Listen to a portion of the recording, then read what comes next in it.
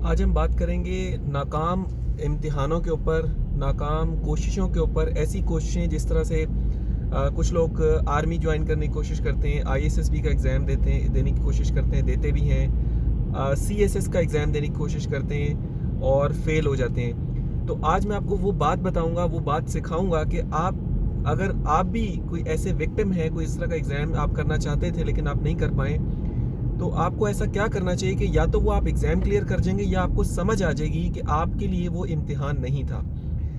मेरा नाम है doctor Abdullah. I am founder and director mind labs और मैं माइंड ट्रेनर हूँ, माइंड साइंटिस्ट हूँ।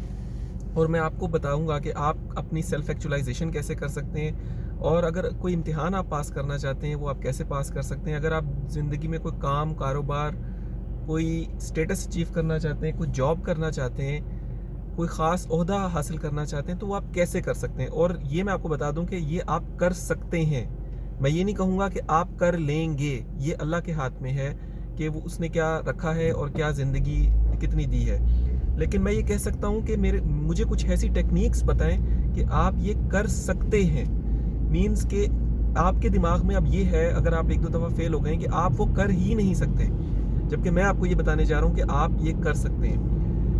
तो कामयाबी के सफ़र में मैं चाहता हूँ कि जो चीज़ें मैंने सीखी, जिससे मैं अपनी ज़िंदगी में कामयाबी हासिल की, मैं चाहता हूँ कि उस सफ़र के साथ साथ मैं लोगों को भी उस सफ़र में शामिल करूँ और वो चीज़ें उनको भी सिखाऊँ जिन चीज़ों ने मुझे फ़ायदा दिया। तो स्टार्ट करते हैं कि ये आप कैसे कर सकते हैं। अगर आप अभी तक वीडियो पे हैं तो जाहिर है आप इस बात पे इंटरेस्टेड हैं कि किस तरीके से आप किसी इम्तिहान को पास कर सकते हैं, वो आईएसएस हो, वो सीएसएस हो, या वो कोई भी टफ़ एग्ज़ाम हो। इवन मैं डॉक्टर्स की ट्रेनिंग कराता हूँ एफसीपीएस एग्ज़ाम के लिए, कि वो किस तरह से पास कर सकते हैं, how they can pass an exam और how they can study effectively. So ये कैसे मुमकिन है। सबसे पहली जो मैं बात बताऊँ, मैं हमेशा से कहता हूँ कि आपको अपनी सेल्फ एक्चुअलाइजेशन करनी है। आपको सबसे पहले ये पहचानना है कि मैं खुद क्या हूँ। आपको सबसे इम्पोर्टेंट चीज़ ये ज़रूरी है कि मैं क्या हूँ। अब इसमें हम एक आम मिसाल देते हैं, कौवा चला हंस की चाल और अपनी चाल भी भूल गया। हमारे सबके साथ यही होता है कि हम लोग क्या करते हैं कि हम इंस्पायर्ड हो जाते हैं किसी से। हमने देखा किसी ने सीएसएस का कह दिया, हम सीएसएस करने चल पड़े। हमने देखा कोई आर्मी में है और किसी ने कहा कि आर्मी ज्वाइन करनी चाहिए, हम आर्मी की तरफ चल पड़ते हैं। तो सबसे पहली बात तो ये है कि आपको ये जानने की ज़रूरत है कि आपको अल्लाह ताला ने बनाया कैसा है और आपके अंदर ऐसा क्या ख़ास है जो आप दुनिया को दे सकते हैं। अब हर शख्स जो है वो हर चीज़ के लिए नहीं बना होता।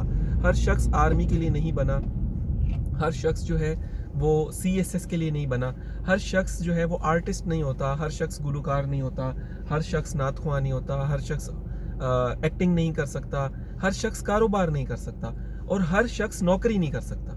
ये अल्लाह ताला ने 16 तरह की पर्सनैलिटीज़ बनाई हैं। इसके अलावा जो मैं उस पर भी बात करता हूँ, आप देख सकते हैं मेरी वीडियोज़ में, कि जिसमें मैंने 16 तरह की रूहों की बात की है, 16 तरह की पर्सनैलिटीज़ की बात की है कि अल्लाह ताला ने 16 तरह की रूहें बनाई और आप जिस तरह की रूह रखते हैं आपको उस तरह का काम करना चाहिए। लेकिन अभी हम बात करेंगे कि आप किस तरह से स्टडी इफेक्टिवली करके कोई एग्ज़ाम पास कर सकते हैं। नंबर 1 थिंग, 4 तरह के दिमाग होते हैं स्टडीज़ के लिहाज से और दुनिया में काम करने के लिहाज से। उसमें से एक टाइप जो है वो है विजुअल माइंडसेट्स, दूसरी जो है वो है ऑडियो माइंडसेट्स, तीसरी जो है वो है टेक्सचुअल माइंडसेट, चौथी जो है वो है प्रैक्टिकल माइंडसेट। तो ये 4 तरह के माइंडसेट्स होते हैं और दुनिया में इसमें बहुत काम हुआ है। पाकिस्तान, इंडिया में इसमें बिल्कुल काम नहीं होता। डंडे के साथ पढ़ाई की जाती है और पढ़ाया जाता है, जबकि असल बात जो है वो ये है कि इंसान के माइंडसेट के मुताबिक उसको पढ़ाना चाहिए। तो ये जो ऑक्सफोर्ड और कैम्ब्रिज की बुक्स होती हैं, इनमें ये चारों माइंडसेट्स को जहन में रख के पढ़ाया जाता है। इसलिए ये बच्चे जो होते हैं जो ऑक्सफोर्ड या कैम्ब्रिज के स्टडीज़ करते हैं, उनके अंदर जो है वो ज़्यादा अंडरस्टैंडिंग होती है बनिस्बत टेक्स्ट बुक बोर्ड के बच्चों के अंदर। वो ज़्यादा इसलिए लाइक और समझदार होते हैं। तो अब बात करते हैं कि आपके अंदर किस तरह का माइंडसेट है, या ये एग्ज़ाम पास करने के लिए कैसा माइंडसेट चाहिए होता है। सबसे पहली बात जो मैं सीएसएस के लिए करूँगा, ये सब कान खोल के सुन लें जो सीएसएस करना चाहते हैं। ज़िंदगी में उनको बार बार ख्याल आता होगा काश मैं सीएसएस कर लेता। याद रखें, अगर आपका बाय बर्थ पैदाइशी अगर आपका माइंडसेट टेक्सचुअल नहीं है, अगर आपका माइंडसेट किताबी कागज़ी नहीं है, लिखने और पढ़ने वाला जिसको हम कहते हैं टेक्सचुअल, जो जिसको हम कहते हैं बहुत ज़्यादा लिखने पढ़ने वाले तो सारे ही होते हैं, या कह लें कि हर कोई लिख पढ़ सकता है, लेकिन जिसको मैं कह रहा हूँ ना कि टेक्सचुअल, जो टेक्स्ट पर जिनका दिमाग ज़्यादा चलता है, अगर आपका दिमाग वो नहीं है पैदाइशी तौर पे, तो आपके लिए CSS करना बहुत मुश्किल है, ये जाने बिना कि आपका माइंडसेट पहले से क्या है। दूसरी बात ISSB के हवाले से मैं कहूँगा कि ISSB को मैंने देखा है, क्योंकि अक्सर मैंने देखा है लोग कमेंट करते हैं, वो कहते हैं कि मेरा ISSB फेल हो गया, मेरी ज़िंदगी बर्बाद हो गई, ये हो गया, वो हो गया, पता नहीं उन्होंने ऐसा क्यों किया, वैसा क्यों किया। याद रखें, मिलिट्री को, ISSB के लिए मिलिट्री को एक ऐसा दिमाग चाहिए, एक ऐसी रूह चाहिए जो कमांड ले सकती हो, ज़्यादा अपनी क्रिएटिविटी और अपनी सोच को ज़्यादा इम्प्लीमेंट ना करती हो।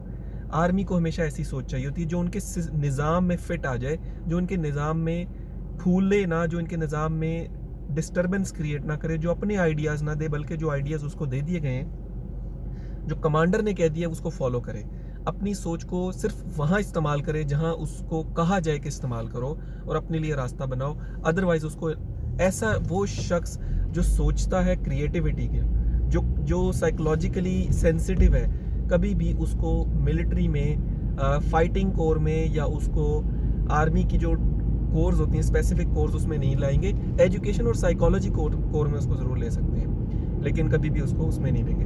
तो पहली बात तो आप ISSB वाले दिमाग से निकाल दें, उसमें टेक्सचुअल और उसमें दूसरी चीज़ों की ज़रूरत नहीं है, उसमें बल्कि ज़्यादा प्रैक्टिकल माइंड की ज़रूरत होती है। लेकिन मैं बात करूँगा अब जो सबसे पाकिस्तान में बड़ा मसला है कि हमारे CSS के एग्ज़ाम और बाकी सारे इम्तिहान, इन बाकी सारे इम्तिहानों के लिए हमें जो माइंडसेट चाहिए वो है टेक्सचुअल माइंडसेट, और वो पैदाइशी बहुत सारे लोगों का होता है, इसलिए वो लोग टॉप करते हैं। CSS में तमाम जो लोग अभी तक जो लोग टॉप कर रहे हैं, वो कहीं ना कहीं टेक्सचुअल माइंडसेट्स हैं। इसके अलावा जो विजुअल और ऑरल माइंडसेट्स होते हैं, वो इसमें कामयाब नहीं हो पाते हैं, वो निकाले जाते हैं, क्योंकि वो इतना ज़्यादा लिख और ज़्यादा रीडिंग नहीं कर सकते हैं। अब मैं बात करूंगा कि टेक्सचुअल माइंडसेट होते क्या हैं। आपकी क्लास में एक बच्चा होगा जो हर चीज़ रट लेता होगा, आपकी क्लास में एक बच्चा होगा जो हर चीज़ रीड बहुत ज़्यादा करता होगा, और उसको लिखता भी बहुत होगा, उसकी कॉपी भरी होती होगी, उसकी राइटिंग भी बहुत अच्छी होगी, वो लिखने में और रीडिंग करने में शेर होगा, उसको हम कहते हैं टेक्सचुअल माइंडसेट। वो बाय बर्थ ऐसा होता है। आपकी क्लास में एक बच्चा होगा जो स्पोर्ट्स में बहुत एक्टिव होगा, और या खुद आप हो सकते हैं वो कि जो स्पोर्ट्स में बहुत एक्टिव होंगे, या आप गाने में, बात करने में, स्पीच करने में, या आप नात ख्वानी में बहुत एक्टिव होंगे, तिलावत करने में बहुत एक्टिव होंगे, लेकिन आप reading and writing and textual work में बड़े निकम्मे होंगे। तो आप हैं बेसिकली ऑरल माइंड सेट।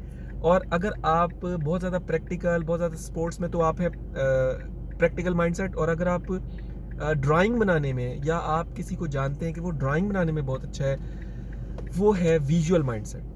तो ये याद रखें, ये बाकी 3 तरह के माइंडसेट्स जो हैं, ये CSS एग्ज़ाम आसानी से पास नहीं कर सकते, इनको बहुत ज़ोर लगाना पड़ता है। इसके लिए ज़रूरी है कि वो अपना जो है माइंडसेट पहले आइडेंटिफाई करें, और फिर CSS या किसी भी इम्तिहान की तरफ ज़ोर लगाएं। अगर आप अपना माइंडसेट जानना चाहते हैं कि आपका माइंडसेट क्या है, तो गूगल पर जाकर अभी लिखें VARK, यानी कि V for visual, A for audio, R for reading writing, and K for kinesthetic. Kinesthetic का मतलब होता है प्रैक्टिकल।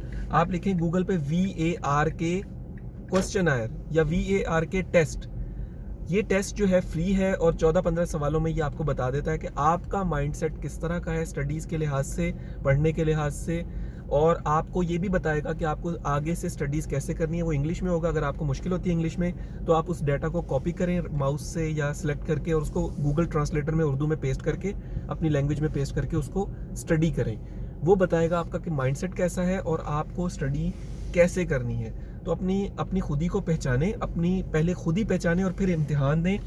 इंशाल्लाह अगर आप प्रैक्टिकल माइंडसेट हैं, तो वो आपको बताएगा कि प्रैक्टिकल माइंडसेट वालों को किस तरीके से स्टडी करनी चाहिए, टेक्सचुअल इन्फॉर्मेशन को कैसे मेमोराइज करना चाहिए, वो मेमोरी टेक्निक्स बताएगा। मैं भी अपना एक कोर्स कराता हूँ मेमोरी टेक्निक्स का, तकरीबन 7,000 से लेकर 15,000 चार्ज करता हूँ, लेकिन वो डॉक्टर्स के लिए है, इसलिए मैं आपको ये फ्री बता रहा हूँ। यहाँ पर जो मैं सिखाता हूँ वो आपको इस वेबसाइट से फ्री मिल जाएगा, और अगर आपको ज़्यादा रहनुमाई की ज़रूरत हुई तो आप मेरे से पूछ सकते हैं, कमेंट करके पूछ सकते हैं, मेरी वीडियोस पे जो है वो आप सवाल जवाब कर सकते हैं। Thank you for watching. This is doctor Abdullah Khurram, founder and director mind labs. Channel को सब्सक्राइब करें और वीडियो को उनके साथ शेयर करें जो इम्तिहानों में बहुत ज़्यादा जिनको मुश्किल होती है।